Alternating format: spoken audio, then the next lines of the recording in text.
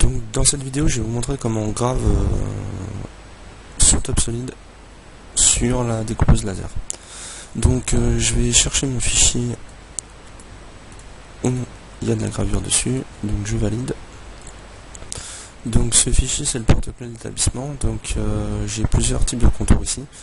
Donc j'ai d'abord les contours ouverts, ensuite les contours fermés, donc on peut voir que ce contour il est bien fermé. Ensuite j'ai ici un perçage et là après une découpe extérieure.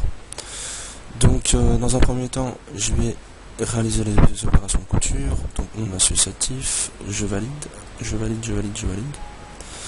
Donc ici j'ai un défaut d'affichage, donc je sélectionne l'outil poubelle, j'appuie sur la touche échappe pour désélectionner l'outil poubelle et vous pouvez voir que tous les ronds ont disparu.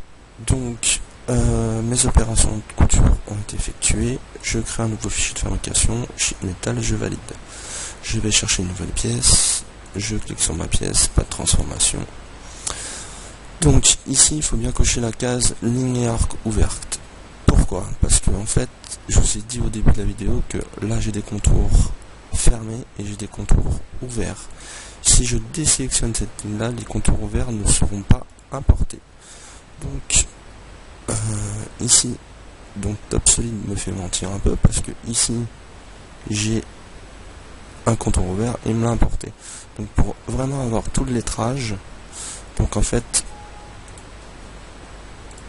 quand je sélectionne mon fichier de fabrication, alors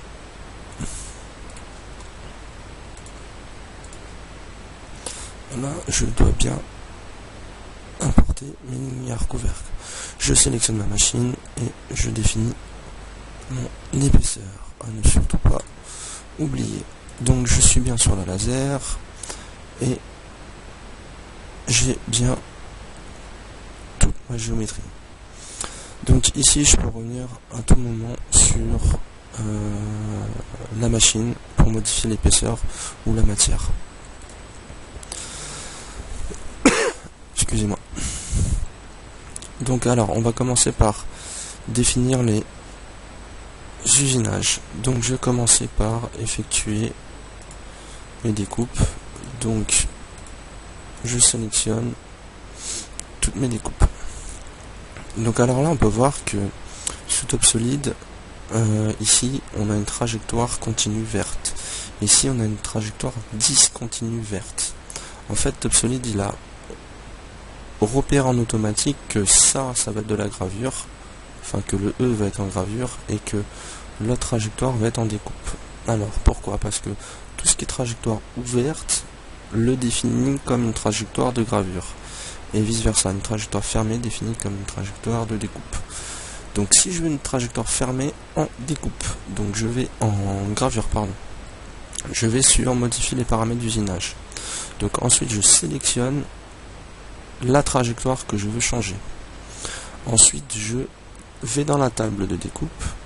Ensuite je sélectionne ma matière. Donc ma matière, il faut toujours garder les paramètres acier, ils sont valables pour les paramètres pour le gravage sur l'inox également. Donc je vais dans acier, je descends et je clique sur la ligne marquage.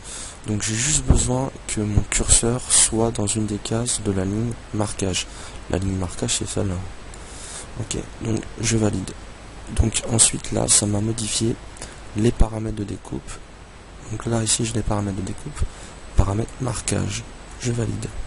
Et là on peut voir que TopSolid a changé là les paramètres de découpe de cette trajectoire. Donc pour pouvoir modifier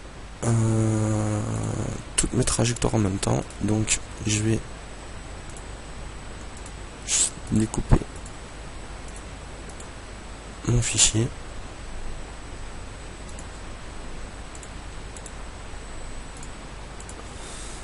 Donc voilà. Donc si je veux que tout ça soit en trajectoire de gravure, ici je vais dans paramètres. Alors ici vous avez une modification par valeur. Quand je suis par valeur, ça veut dire que je vais aller chercher dans la table de TopSolid. Si ici je clique sur valeur, et là je vais avoir le paramètre modification par même paramètre que, donc sur trajectoire. Donc alors je sélectionne l'élément que je veux changer, sélectionner l'élément de référence, je sélectionne ma trajectoire qui est déjà affectée. Et là en fait on voit que cette trajectoire, enfin TopSolid a changé les paramètres de découpe de ma trajectoire. Donc je sélectionne l'élément que je veux modifier, élément de référence, la trajectoire. Donc l'élément que je veux modifier, l'élément de référence, l'élément que je veux modifier, l'élément de référence, l'élément de modifier, etc. etc. Donc quand je fais de la gravure également,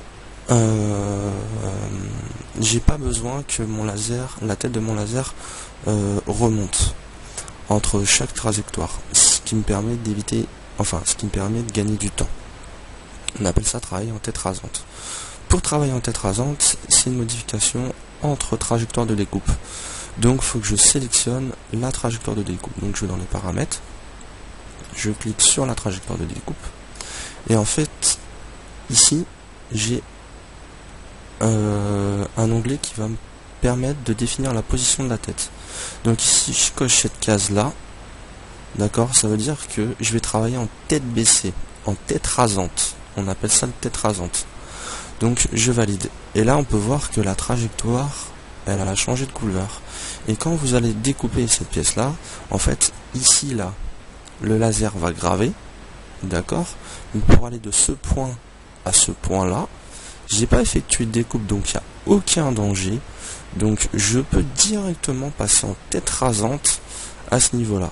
Alors cette utilisation d'onglet est valable juste pour le gravage. Ne faites jamais ça lorsque vous découpez des pièces, parce que sur le laser, vous savez très bien que les chutes peuvent se mettre en bascule et pouvez venir taper sur la chute, et ça peut entraîner des dégâts au niveau de la tête de découpe, donc la buse, le support de buse, un centrage, etc., etc. Donc si je veux modifier et passer en tête rasante, je clique sur la clé à molette, je sélectionne la trajectoire, je me mets en tête baissée. Donc voilà pour la gravure. Donc il ne reste plus qu'à finir le fichier, incorporer les micro-attaches si vous le désirez, et définir le placement. Donc définir le placement, je valide. Alors ici il y a une chose intéressante, c'est que ici moi j'ai pas d'erreur. Donc en fait quand vous avez ce type de fichier, il peut avoir l'erreur, le rayon de compensation est inférieur au rayon d'usinage. Donc en fait c'est un problème de paramétrage. Donc vous allez dans outils, options,